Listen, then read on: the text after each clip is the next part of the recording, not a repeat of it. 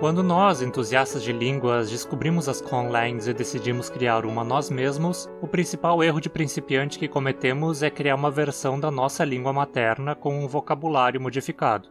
Mantemos a fonética, a fonologia, a morfologia e a sintaxe muito parecidas com nossa língua nativa, às vezes com elementos de outras línguas que falamos. Foi esse erro que eu cometi na minha primeira conlang, o Termali, da qual falei aqui um tempo atrás. Mas existe um erro frequente na criação de conlangs que segue, de certa forma, para o outro extremo. E foi que eu cometi, de certa forma, ao começar a criar minha segunda conlang, Conlang Tmuikat.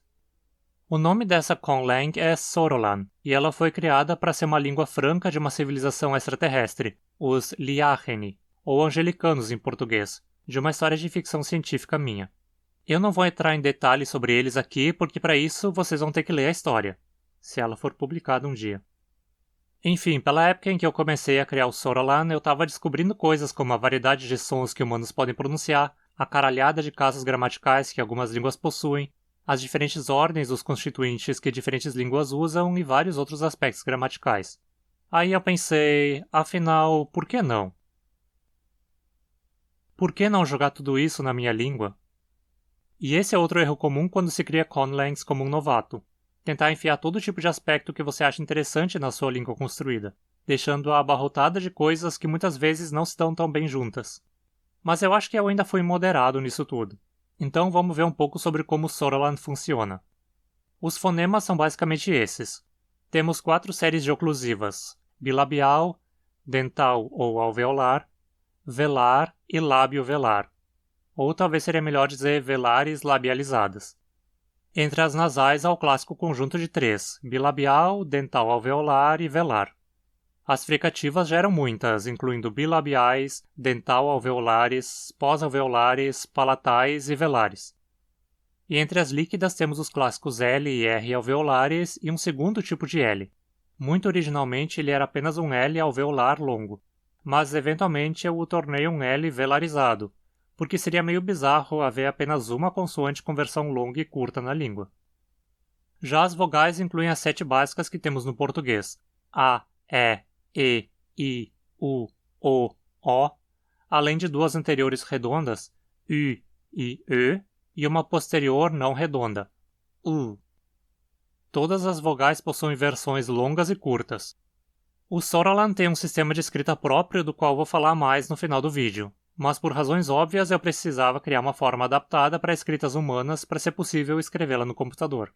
Então essa é a forma transcrita que eu usava originalmente. Entre as consoantes, o mais incomum é que as velares labializadas eram transcritas com Q para a versão surda, quá, e um C para a versão sonora, guá.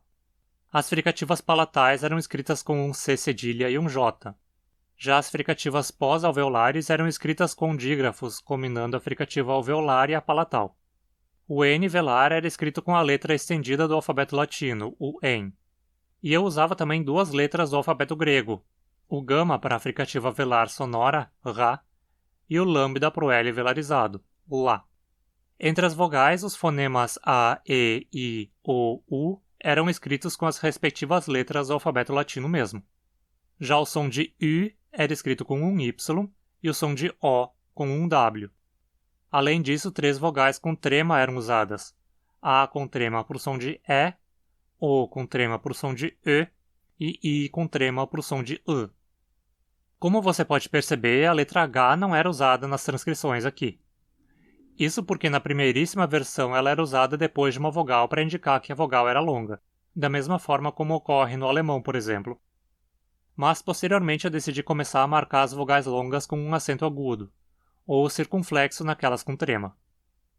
Diferente do Termali, que é uma língua que eu abandonei mesmo, o Sorolan ainda segue ativo, digamos assim, e já passou por muitas e muitas reformas ao longo dos anos. Ele ainda não está na versão definitiva, mas eu vou mostrar aqui mais ou menos como ele se encontra no momento. Acho que é importante para você entender que, se você criou uma conlang ruim de início, pode ainda trabalhar nela e torná-la melhor com o tempo. Em relação à fonologia, eu simplifiquei ela ligeiramente eliminando as fricativas pós-alveolares. O L velarizado acabou se tornando um L velar mesmo, Lá. E eu acabei introduzindo também um R uvular, Rá. assim contrastando L e R velares e L e R guturais. Mas eu decidi que o R gutural acabou desaparecendo com a evolução do Sorolan, tornando-se igual à fricativa velar sonora Ra. Mas na ortografia os dois continuam sendo escritos com letras diferentes, o que eu acho que ajuda a dar um ar mais naturalístico à língua também.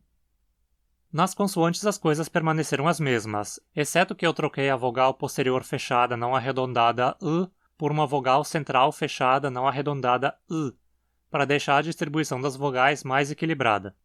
A ortografia mudou também.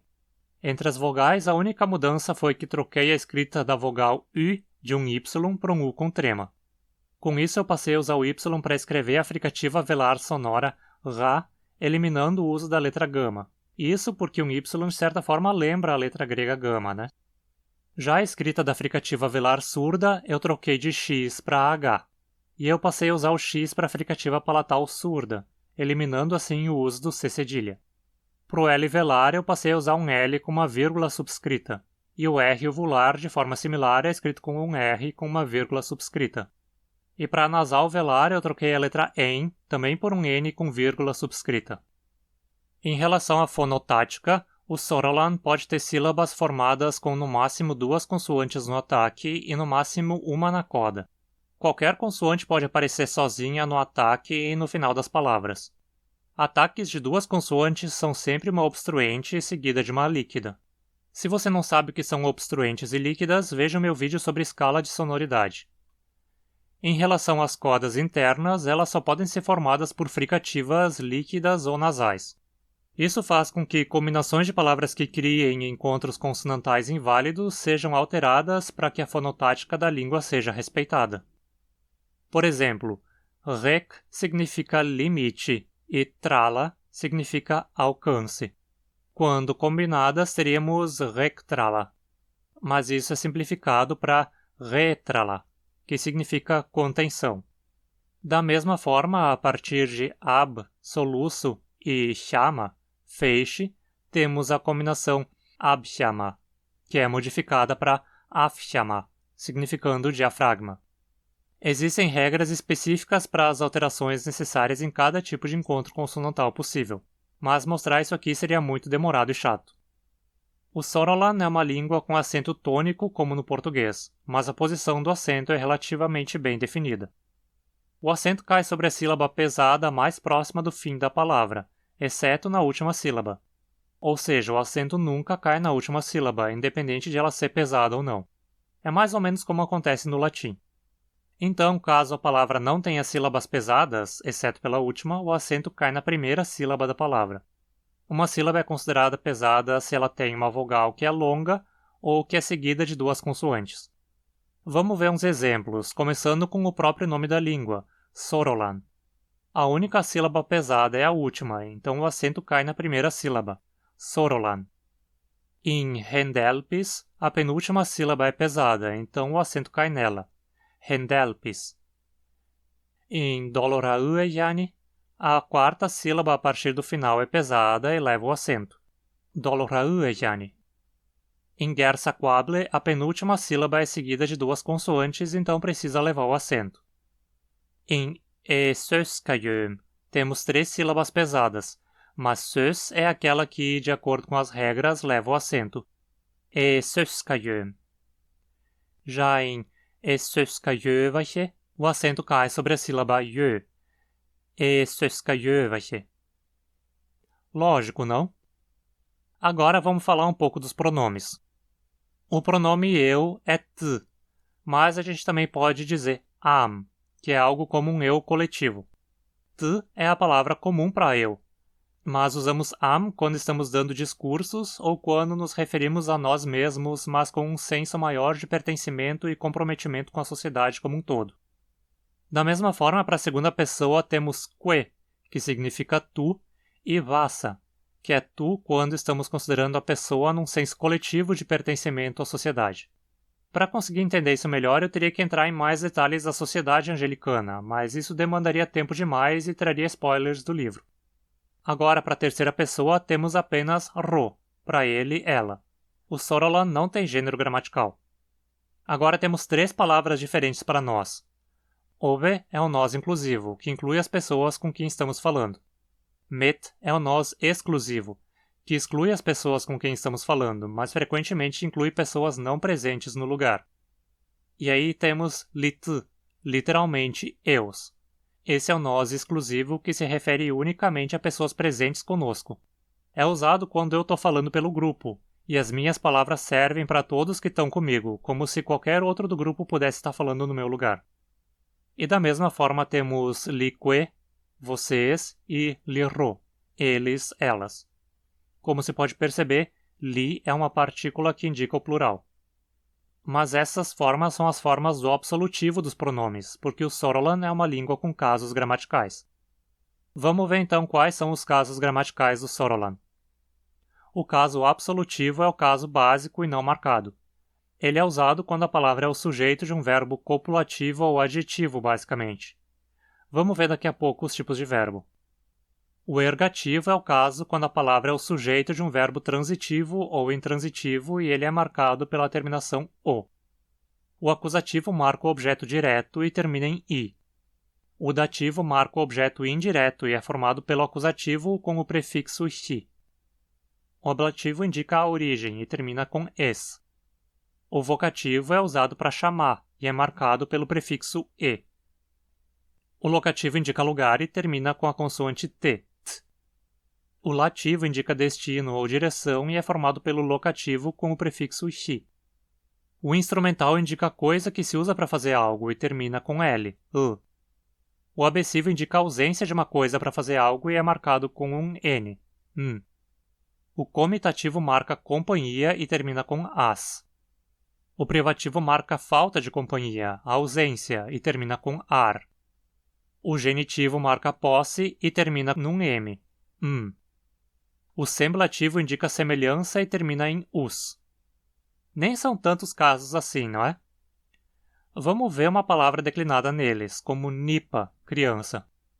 Nipa, nipavo, nipai, shinipai, nipaies, enipa, nipat, shinipat, nipal, nipan, nipas, nipar, nipam, nipaus. Perceba que nem sempre é só acrescentar o sufixo. A combinação do sufixo com o final da palavra às vezes cria alterações adicionais.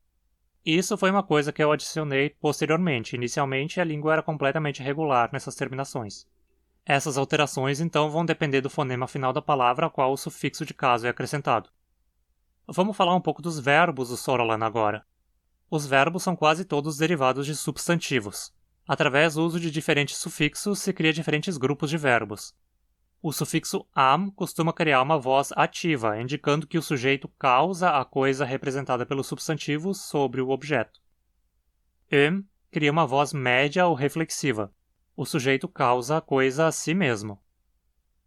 Cria uma voz passiva. O sujeito tem a coisa causada em si por outra coisa. Pis marca uma forma adjetiva. O sujeito tem a coisa, é cheio da coisa. E mis cria uma forma copulativa. O sujeito é a coisa. Esse simplesmente corresponde ao verbo ser mesmo.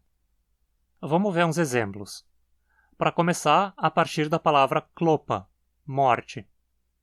Os verbos derivados são klopam, matar, ou seja, causar morte em alguém. Klopayem, morrer, ou seja, causar morte a si mesmo. Klopaum, ser morto por, ou seja, ter a morte em si causada por outro. Klopapis significa estar morto, ou seja, ter a morte, estar cheio da morte. A morte é uma característica do sujeito. Klopamis significa ser morte. Basicamente, como eu disse, o sufixo mis funciona como o próprio verbo ser. Em alguns casos, as ideias do que é voz ativa e passiva são opostos do que consideramos em português. Veja, por exemplo, os verbos derivados de varrom, amor. Varromam significa ser amado por, ou seja, causar amor em alguém. Se alguém nos ama, é porque nós causamos o sentimento de amor na pessoa. Varromem é amar-se, causar amor em si mesmo. E varromum é amar, ou seja, ter amor causado por outra pessoa em nós. Quando amamos, é porque outra pessoa causou o sentimento em nós. Varrompis é ser amoroso, estar cheio de amor, ter amor. E varromis é simplesmente ser amor. Outro exemplo é luz, que significa voo. Lusam, então, é fazer voar, decolar, ou seja, causar voo em algo. Lusum é decolar no sentido de alçar voo, causar voo a si mesmo. Lusum é ser decolado por, ser feito voar, enquanto luspis é voar, ou seja, ser volante, ter voo em si, estar com a propriedade do voo. E lusmis é ser voo. Veja como nem sempre a forma em pis representa algo que seria um adjetivo em português. Aqui, luspis significa voar. Mas os verbos conjugam também. Essa forma básica terminada em am, pis ou mis é a forma habitual, que indica mais ou menos o mesmo que o presente do português ou, em alguns casos, o infinitivo também. Aí temos também o presente, que indica algo acontecendo agora, como o nosso estar fazendo. Temos o perfeito, que indica uma ação concluída, mas relevante no presente. O imperfeito, como nosso pretérito imperfeito. O passado, como nosso pretérito perfeito, um passado pontual. O mais que perfeito. O futuro imperfeito. O futuro pontual. E o futuro perfeito. E isso são só formas similares ao indicativo do português. Existem várias outras conjugações ainda. Mas os verbos não conjugam em pessoa nem número, então só existe uma forma para cada tempo. Vamos ainda falar brevemente da sintaxe do Sorolan. Bem, a sequência mais básica é verbo, sujeito, objeto. Mais detalhadamente podemos dizer que o objeto indireto vem depois do direto. Adjuntos adverbiais têm uma posição mais livre, podendo variar bastante dentro da frase. Já os adjuntos adnominais sempre vêm após o substantivo que caracterizam. Aqui vai um pequeno parágrafo em Sorolan de acordo com a forma como a língua se encontra atualmente. Totöcha konavo lipipiksta gerl rauedoyes, vas aomot delapura ro yaxolekat liis pakalamupura. Mengiucha rodeto zöve elora hopo doloraugemi opirom. Pra lokonai mengiai lipassages hachapi licheloskonat golempi lilizindanit. E então, que tal? A tradução aproximada é: a moça chegara poucos minutos antes da universidade e se encontrava deitada na cama e muito desanimada. Ela soubera na aula que a coisa que ela pensava ser seu grande projeto, listar todas as plantas conhecidas, das simples algas às complexas angiospermas, estava sendo feito por outros profissionais. Essa seria a grafia aproximada do texto usando o sistema de escrita nativo. Aqui é uma fonte que eu criei para tentar escrever no computador, mas não saiu lá tão bonito. De qualquer forma, dá para ter uma ideia de como a escrita funciona.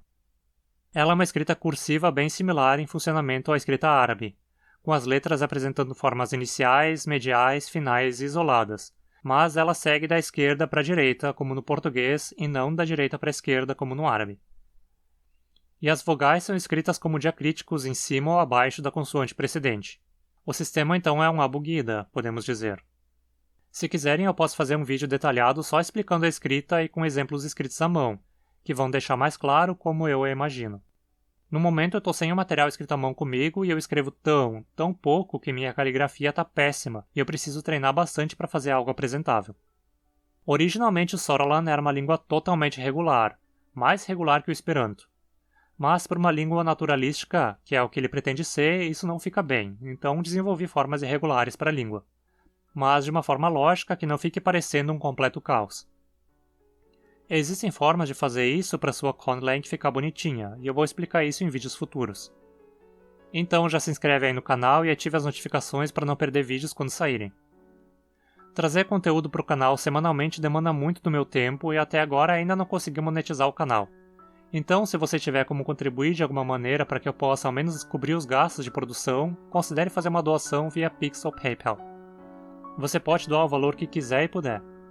Aproveite e envie também sugestões de vídeos que você quer ver aqui.